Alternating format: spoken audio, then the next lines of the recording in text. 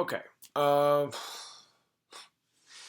Had I watched this movie 4 months ago, I would have been a little bit more objective in my enjoyable experience of rewatching this film. But because at the time of recording this, we're going through a controversial global pandemic, it's hard not to take parallels from this film into real life. I'll even go as far as to say I became emotionally compromised midway in this film because everything just frustrated me. It felt almost too real, and I, I lost it, emotionally. I just lost it. But regardless, before I start this review, I want to be honest and clear. This is not going to be a review where I pull parallels and apply it to what's going on today, or whenever you are watching this review. I am exhausted from the events of COVID-19 and don't ever wish to bring up it in any sort of experience of any sort of way.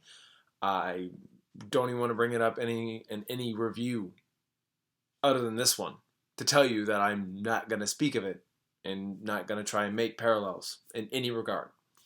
So you're just going to get a regular review from me, and despite my experiences rewatching it, where I was completely compromised, I'm going to be as objective as I can be here. So, here we go.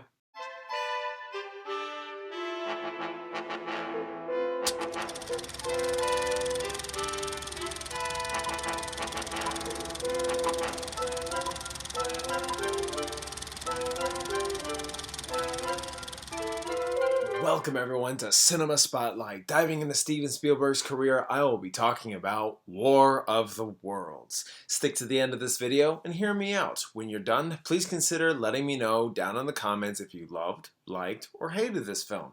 Either way, I'd love to know. With that said, I'm going to jump right on in. War of the Worlds is about Ray Ferrier, divorced from his previous relationship and estranged from his two kids. The kids are dropped off at Ray's place by their mother so she can visit her parents in Boston. When extraterrestrials invade, Ray struggles to keep them safe while trying to reunite them with their mother. I was excited for this film when it was coming out in theaters. After watching it, I still felt the same excitement, but with a very low, simmering feeling of disappointment. So, let's talk about what I loved. I loved the entire film. From the moment it began, I noticed the camera work was very grounded in ways that were never higher or lower than anyone's perspectives. This keeps a very grounded tone as well as only seeing what our character Ray sees. I also really enjoy the dynamic conflict this family goes through with them all stuck together during this alien invasion. I loved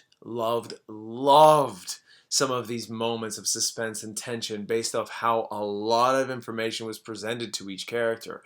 Despite communication not being the strongest point between each characters, you can see the intent of Ray trying to protect his family, especially Rachel, who's only 10 years old. He'll avoid explaining because he knows she'll panic, but keeps things moving because if they stop, they will die. So it keeps a sense of immediacy. Not gonna lie, sometimes the imagery is haunting.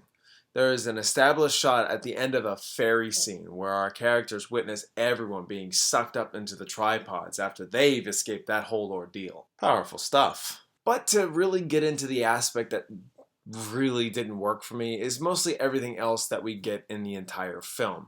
I don't think this movie really falters in any particular act. I just think it goes from epic spectacle to small scale stakes.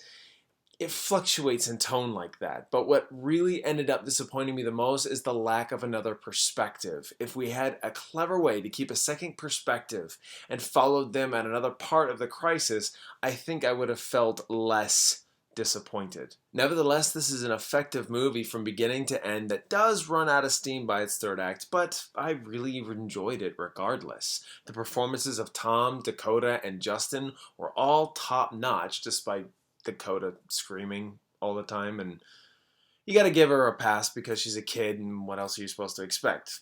Little girls and boys and a adults will be screaming their lights out when everyone's being taken. You're trying to keep your family safe, and what else can you do here? Just maybe the screaming could have been pulled back just a wee bit. I would definitely recommend this film. I do. I would just be wary of your ideas of what you want to see in a film like this. You want military action? You better go for Battle Los Angeles. This is a personal story and a worldwide epic invasion.